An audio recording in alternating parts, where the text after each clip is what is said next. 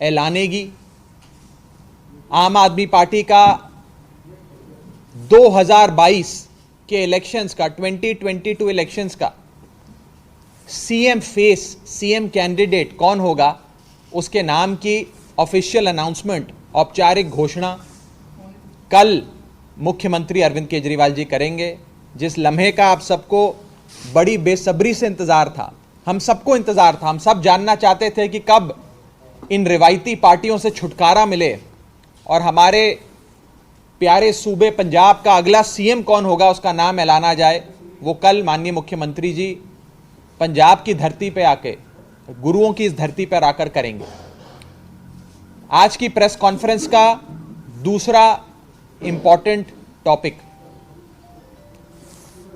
कांग्रेस की पहली लिस्ट आ गई और कांग्रेस की पहली लिस्ट में भाई भतीजावाद, डायनेस्टिक पॉलिटिक्स, बड़े बड़े नेताओं के बेटों को, भाइयों को टिकट देने का एक फैशन नजर आया, जिसमें फतेहगढ़ साहब के member of parliament Amar Singh ji के बेटे को रायकोट से कांग्रेस की टिकट मिली, अवतार हेनरी साहब के बेटे को जलंधर से टिकट मिली, ब्रह्म मोहिंद्रा साहब के बेटे को पटियाला देहाती से टिकट मिली। कई सारे बड़े बड़े नेताओं के रिश्तेदारों को टिकटें दी गईं, लेकिन मुख्यमंत्री चरणजीत सिंह चन्नी के अपने सगे भाई, जो बस्सी पठाना में बहुत समय से जा भी रहे हैं और कांग्रेस पार्टी से लंबे अरसे से टिकट मांग रहे हैं, उनको टिकट नहीं दी गई। मुख्यमंत्री के अपने सगे भाई की कांग्रेस ने टिकट काट दी। मुख्यमंत्री के कुड़म महेंद्र सिंह केपी साहब, महेंद्र केपी जी आदमपुर से टिकट चाहते थे, उन्हें भी टिकट नहीं दी गई क्योंकि वो चन्नी साहब के रिश्तेदार थे। मनोहर सिंह जी को टिकट नहीं दी गई क्योंकि वो चन्नी साहब के भाई थे। तो कांग्रेस पार्टी ने आज ये सिद्ध कर दिया कि चन्नी साहब को इस्तेमाल कर कर, उनसे अपना काम निकलवाकर अब ये कांग्रेस पार्टी के लोग चरणजीत सिंह चन्नी साहब को पहचानते भी नहीं हैं। चन्नी साहब को मुख्यमंत्री आज हम कह सकते हैं कि शायद सिर्फ दलित समाज के, एससी भाईचारे के लोगों के वोट लेने के लिए इस्तेमाल किया गया था। मैं बड़े ध्यान से अपने शब्दों को चुन रहा हूं, इस्तेमाल किया गया था। लेकिन चन्नी साहब कि आज कांग्रेस पार्टी में इतनी भी नहीं वक़्त है, इतनी भी नहीं चलती कि वो अपने परिवार वालों के लिए 2 टिकटें ले सकें। ब्रह्म मोहिंद्रा साहब के बेटे को टिकट मिल जाती है, फतेहगढ़ साहब के मेंबर पार्लियामेंट अमर सिंह जी के बेटे को टिकट मिल जाती है, अवतार हेनरी साहब के बेटे को टिकट मिल जाती है, लेकिन सूबे के मुख्यमंत्री चरणजीत सिंह चन्नी साहब को कांग्रेस पार्टी, उनके ना भाई को, ना कुड़ुम को, किसी को एक भी टिकट नहीं दी। यह दिखाता है कि कांग्रेस ने सिर्फ चन्नी साहब का इस्तेमाल किया, चन्नी साहब को यूज एंड थ्रो किया और उनका मकसद सिर्फ एक समाज के वोट लेने का था, एक समाज को अपीस करने का था। उनका मकसद असल में रिप्रेजेंटेशन देना, प्रतिनिधित्व देना नहीं था। कांग्रेस पार्टी का असली चेहरा आज पूरे एससी समाज भाईचारे के सामने, दलित भाईचारे के सामने आ गया है। हम सब के सामने कांग्रेस का असली चेहरा आ गया है। और मैं कहना चाहता हूं कि कांग्रेस पार्टी ये काम एक बार पहले महाराष्ट्र में भी कर चुकी। आज से करीब 12-15 साल पहले उन्होंने ऐसे ही इलेक्शन से पहले इलेक्शन से ठीक पहले दलित समाज का वोट लेने के लिए मात्र 2 से 4 महीनों के लिए, सिर्फ 2-4 महीनों के लिए सुशील कुमार शिंदे साहब को महाराष्ट्र का मुख्यमंत्री बनाया था और अगले इलेक्शन में उन्हें बदल दिया। ऐसा लगता है कि चरणजीत सिंह चन्नी साहब को एक नाइट वॉचमैन की तरह, क्रिकेट की भाषा में कहा जाता है नाइट वॉचमैन की तरह चरणजीत चन्नी साहब का इस्तेमाल कांग्रेस पार्टी ने किया है, यह आज साफ हो जाता। यह भी लगता है कि शायद कांग्रेस पार्टी के अपने प्रधान नवजोत सिंह सिद्धू साहब खुद ही चन्नी साहब की कुछ खास इज्जत नहीं करते।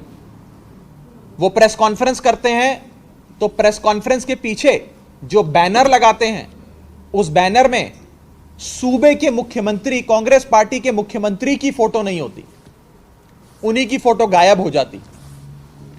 रोजाना सिद्धू साहब चन्नी सरकार पे भ्रष्टाचार से लेकर निकम्मेपन के आरोप लगाते हैं, मिली भगत के आरोप लगाते हैं। तो कहीं ना कहीं यह साफ नजर आता है कि चन्नी साहब की कांग्रेस में चलती नहीं है, लेकिन कांग्रेस पार्टी ने वोट बैंक पॉलिटिक्स करते हुए चन्नी साहब का सिर्फ और सिर्फ इस्तेमाल किया, उन्हें यूज एंड थ्रो किया और उनका मकसद सिर्फ उनके समाज के वोट लेना था, असल में प्रतिनिधित्व देना नहीं था। आज ये साफ तौर पे पूरे पंजाब के, पूरे हिंदुस्तान के एससी भाईचारे के सामने ये बात खुल के निखर के आ गई है। आपका कोई सवाल हो तो आप पूछ। नहीं, हमारे कांटेक्ट में नहीं है, ना चन्नी साहब के भाई हमारे कांटेक्ट में है, ना चन्नी साहब के कुड़म हमारे कांटेक्ट में है, ना चन्नी साहब खुद हमारे कांटेक्ट में है। हमारे कांटेक्ट में कोई नहीं। मैं उस पर आता हूँ, आई विल आंसर दैट।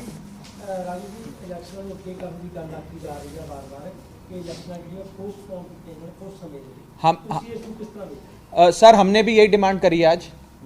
हमारी पार्टी के प्रधान सरदार भगवंत मान साहब ने इलेक्शन कमीशन से अपील करी है कि इलेक्शंस को कुछ दिनों के लिए आगे बढ़ाया जाए और लोकतंत्र में, डेमोक्रेसी में सबको वोट देकर अगली सरकार चुनने का अधिकार है। एक रिलीजियस फेस्टिवल के चलते अगर एक बहुत बड़ा समाज वोट नहीं डाल पाएगा, उसे सूबे के बाहर जाना पड़ेगा, तो वो वास्तव में एक डेमोक्रेटिक एक्सरसाइज नहीं होगी। मान साहब ने, आम आदमी पार्टी ने, हम सब ने ये मांग करी है इलेक्शन कमीशन से कि इलेक्शंस को कुछ दिनों के लिए आगे बढ़ाया जाए। का क्या मामला है कि उन्होंने आपके पार्टी के उम्मीदवार ने आप पर आरोप? मुझे अभी प्रेस कॉन्फ्रेंस में आने से पहले ही ये बात पता लगी है, मैं अभी सारी जानकारी ले नहीं पाया हूँ। जानकारी लेने के बाद इस पे डिटेल में अपनी बात रखूंगा।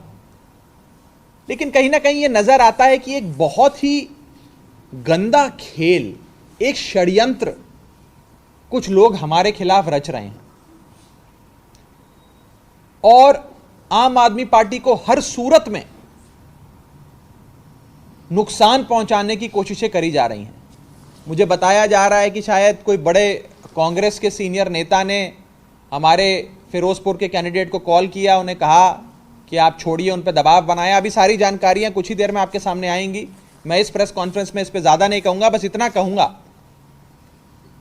कि एक बहुत गंदा खेल खेला जा रहा है आम आदमी पार्टी को रोकने के लिए और उनका मकसद सिर्फ एक है कि पंजाब में अच्छे स्कूल ना बने, पंजाब में वर्ल्ड क्लास हॉस्पिटल्स ना बने, पंजाब में लोगों को। आम आदमी पार्टी ਦੇ ਆਗੂ ਰਾਘਵ ਚੱਢਾ ਪੰਜਾਬ ਦੇ ਕੋ-ਇੰਚਾਰਜ ਵੀ ਨੇ। ਚੋਣਾਂ ਨੂੰ ਲੈ ਕੇ ਉਹਨਾਂ ਨੇ ਦੋ ਮੇਨ ਜਿਹੜੀਆਂ ਗੱਲਾਂ ਨੇ ਉਹ ਕਹੀਆਂ ਨੇ ਕਿ ਇੱਕ ਤਾਂ ਐਲਾਨ ਹੋਏਗਾ ਸੀਐਮ ਚਿਹਰੇ ਦਾ ਆਮ ਆਦਮੀ ਪਾਰਟੀ ਦਾ, ਕੱਲ ਨੂੰ ਐਲਾਨ ਹੋਏਗਾ, ਅਰਵਿੰਦ ਕੇਜਰੀਵਾਲ ਪਹੁੰਚਣਗੇ। ਸੀਐਮ ਫੇਸ ਕੱਲ ਨੂੰ ਐਲਾਨ ਹੋਏਗਾ, ਕੱਲ 12 ਵਜੇ ਸੀਐਮ ਫੇਸ ਦਾ ਐਲਾਨ ਹੋਏਗਾ। ਅਰਵਿੰਦ ਕੇਜਰੀਵਾਲ ਇਹ ਸੀਐਮ ਫੇਸ ਦਾ ਐਲਾਨ ਕਰਨਗੇ। ਅੱਜ ਸ਼ਾਮ 5 ਵਜੇ ਤੱਕ ਲੋਕ ਆਪਣੀ ਰਾਏ ਦੇ ਸਕਦੇ ਨੇ। 17 जनवरी है ਅੱਜ। अरविंद केजरीवाल दे वल्लों की कुछ इस नूं लैके क्या गया है वो भी सुनते हैं।